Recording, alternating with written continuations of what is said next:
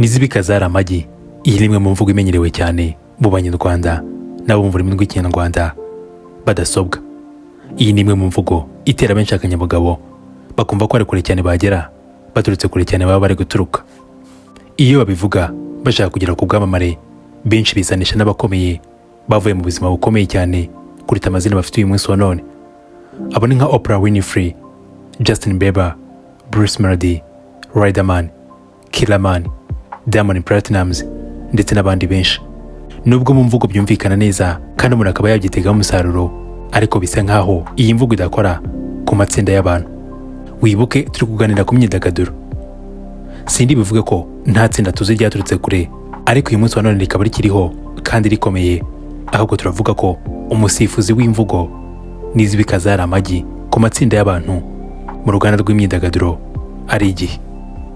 Nguko uko umusifuzi yavugije ifirimbi ya nyuma kuri One Direction, Sauti Sol, Dream Boys, Charly na Nina, Tough Gang bigomba guhinduka comedy.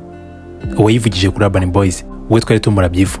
Ese kuri Kigali Boss Babes yaravugijwe nitwayumva cyangwa ari kureba amasegonda abura? Ese itsinda ryatangiranye ubukaka n'ubushongore tutabona henshi ku bagore byarangiye bite?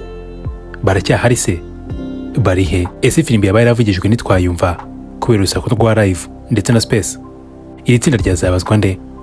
Zari Hassan, Isimbi Modose cyangwa tubibaze Gashema Sylvie na Camilla Yvette? Ngwaye ikaze nanone kuri YouTube channel iyawe kandi ari nayo yacu.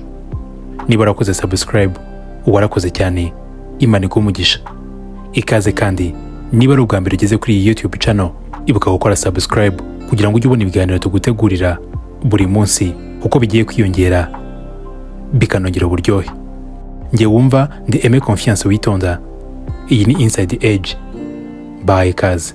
Ku gicamunsi cya tariki 16 z'ukwezi kwa kane umwaka wa 2023, ubwo benshi bari mu mirimo itandukanye, nibwo bamwe batangiye kubona video y'abagore batandatu. Nyuma y'umwanya muto, abinkwakuzi baje gutahura ko iryo ari itsinda ryitwa Kigali Boss Babes ryari rishinze imizi mu mujyi wa Kigali. Bikaba byasaga n'agashya, bitari gusa ahubwo byaragashya kubera ko bitari bimenyerewe mu ruganda rw'imyidagaduro nyarwanda, dore ko benshi twabibonaga muri Leta Zunze Ubumwe za Amerika kuri ba Kardashians. Abandi babikoraga hafi y'uburyo bumeze gutya babaga ari abahanzi. Itsinda rya Kigali Boss Babes ryatangiranye n'abagore batandatu, aribo Isimbi Modo, Igeno Christelle, Queen Duse, Gashema Sylvie, Camilla Yvette ndetse na Alia Kuru. Byavugwaga ko yari nawe muyobozi w'Byiritsind. Nyuma y'igihe kingana n'amezi 4 gusa, umunyamideli wifatanya no gushabika Isimbi Modo yasezeye muri iri tsinda, bibanza kugirwa ibanga rikomeye cyane. Nyuma y'igihe gito asezeye, byatangiye guhwihwiswa ko Isimbi Modo yaba yaravuye muri Kigali Boss Babes, ariko abarisigayemo bakabica ku ruhande mu biganiro n'itangazamakuru. Aya makuru aza ko bimamo ubwo Isimbi Modo yabyitangarije ubwo yagiranaga ikiganiro nimwe muri televiziyo ikora ku muyoboro wa YouTube hano mu Rwanda. Ubwo Isimbi Modo yamuraga gusohoka muri iri tsinda rya Kigali Boss Babes, ku mpamvu yavuze ko we atakibona umwanya wo kwifatanya n'abandi. Gusa akaba n'andi makuru avuga ko iri tsinda ryakoreshaga amafaranga menshi cyane, kandi Isimbi Modo akaba atari yiteguye kuyerekura, atari uko atarayafite, ahubwo ngo kuko atabonaga impamvu nyamukuru yo gusohora aya mafaranga. Itsinda rya Kigali Boss Babes ryahise rimusimbuza Alice la Boss. Nyamara nubwo havugwa kugenda kwa Isimbi Modo, uwitwa Gashema Sylvie ndetse na Camilla Yvette nabo ni bamwe mu bashyizwe mu majwi yuko bashobora kuba barimo guhambira utwangushye. Ababivuga bakabisanisha no kuba abo babiri batarajyaga bitabira ibikorwa by'iri tsinda, dore ko inshuro zose basarukirwaga na Alia Kuru, Queen Duse, Christelle ndetse na Alice la Boss.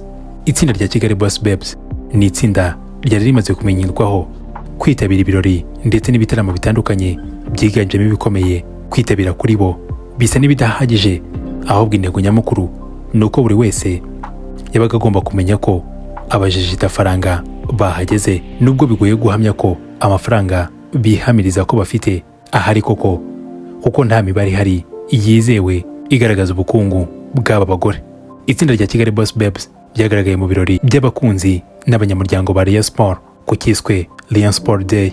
Saho gusa kandi kuko banitabira ibitaramo byinshi bitandukanye birimo nka Alisudi and Friends Live Show, Giant of Africa ndetse n'ibindi bitandukanye. Ibitaramo n'ibirori bitabiriye ni byinshi, ariko ntawe uzibagirwa interuro igira iti Hello guys, we are Kigali Boss Babes. Iyi yabaye inkuru yagarutsweho cyane mu ijoro rya tariki 21 z'ukwezi kwa 10 umwaka wa 2023 mu birori byo gutanga ibihembo bya Trace Awards. Ibirori byabereye i Kigali ku nshuro yabyo ya mbere. Muri ibi bitaramo byose nakubwiye haruguru, nta gitaramo na kimwe wasanga cyaritabiriwe n'umuntu witwa Kamera Yvette cyangwa se Gashema Sylvie.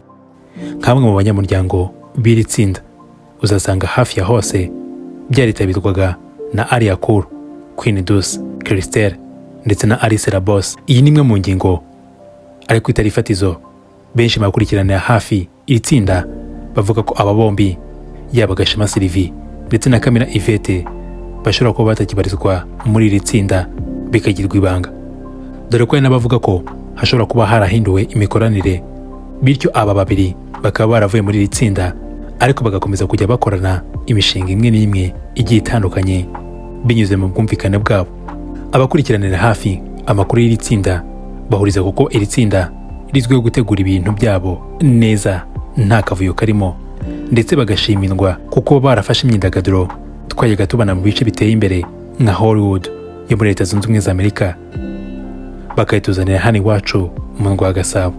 Ariko benshi mu basesengura imibereho y'iri tsinda ntibavuga rumwe kuko barabajije itafaranga ndetse babihakana, bakavuga ko mu gihe cyose nta mibare fatizo ihari igaragaza ubukungu bwabo ngo bikiri ingorabahizi kumenya ukuri kubivugwa, kuko mu ruganda rwa showbiz hakunze kumvikanamo ibyo bita agatwiko, imvugo imaze kumenyerwa cyane, aho umuntu aba yiyitirira ikintu runaka nyamara ushobora gusanga nawe kugitunga ari inzozi.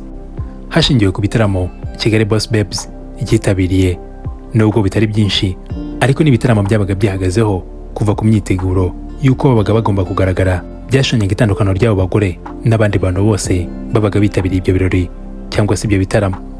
Uvuye ku myiteguro y'iri tsinda ahanini ishingiye ku bwiza n'imyambarire yabo, byabaga bihenze kubi. Binavugwa ko mu gihe iri tsinda ryabaga rigeze mu birori cyangwa se igitaramo ryabaga rigiyemo, ngo ryakoreshaga amafaranga menshi cyane, yaba umwanya babaga bicayemo, ibyo biyakirizaga byose byatwaraga amafaranga menshi ku buryo bitakwigonderwa na buri wese. Gutanga akabagari k'amafaranga mu bitaramo n'ibirori bitandukanye, abakurikiranira hafi imyidagaduro nyarwanda bavuga ko ari kimwe mu bintu bishobora kuba byaratumye basubira inyuma cyane, ku kigero cy'uko bashobora no kuba bari mu nzira zo guhagarika iri tsinda rwihishwa niba bitaranabaye mu gihe twari kuri space abandi bari kuri live. Ku mugoroba wa tariki 29 z'ukwezi kwa 12 umwaka wa 2023 mu busitani bwa Central Park habereye ibirori byateguwe na Kigali Boss Babes. Ni ibirori byateguwe ku nshuro ya mbere bitegurwa n'iri tsinda rya Kigali Boss Babes. Ni ibirori byabanje guteza uruntu bivugwa ko ari ibirori byabayemo agahangane gakomeye cyane ko kuwitwa Zari Hassan nawe yari afite ikindi gitaramo uwo munsi mu mujyi wa Kigali, ndetse igitaramo cye kikaba cyaragombaga kwitabirwa n'abantu bambaye umweru gusa, mu gihe bagombaga kwitabira igitaramo cya Kigali Boss Babes bagombaga kuba bambaye umukara gusa.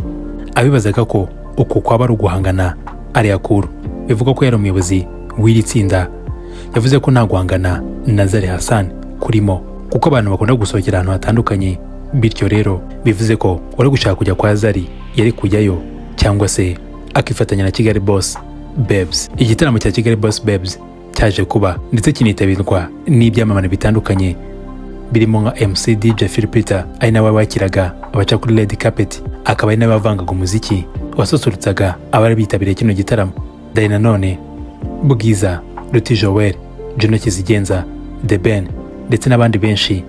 Aba nabo ni bamwe mu byamamare byari byicaye kuri table ya miliyoni 5. Benshi bakurikira hafi imyidagaduro nyarwanda bavuga ko amafaranga yatanzwe cyangwa se ashobora kuba yarashowe mu gutegura kino gitaramo ari akayabo. Bityo wareba kimwe mu byahombeje itsinda ngo burya ntiyareze ngohe iki gitaramo. Ariko se ukuri kwabyo ni ukuhe? Tariki 29 z'ukwezi kwa 12 umwaka wa 2023 nibwo itsinda rya Kigali Boss Babes riheruka mu itangazamakuru ubwo bakoraga igitaramo cyabo cya mbere. N'ibihuha byinshi biri kuvuga ko iri tsinda rishobora kuba riri mu marembera, biri kwitwa ibihuha kuko amakuru mpamo agomba gutangwa na ba nyir'ubwite. Nubwo bikigoye kumenya ukuri kubivugwa ndetse n'ikiri tsinda ribivugaho, gusa ubwo tuzagira icyo tumenya tuzagaruka tubabwire uko bimeze. Ibuka gukora subscribe kugira ngo tujye tubana mu biganiro byacu byose. Iyi ni Inside the Edge. Njye wumva ndi Aime Confiance Witonda.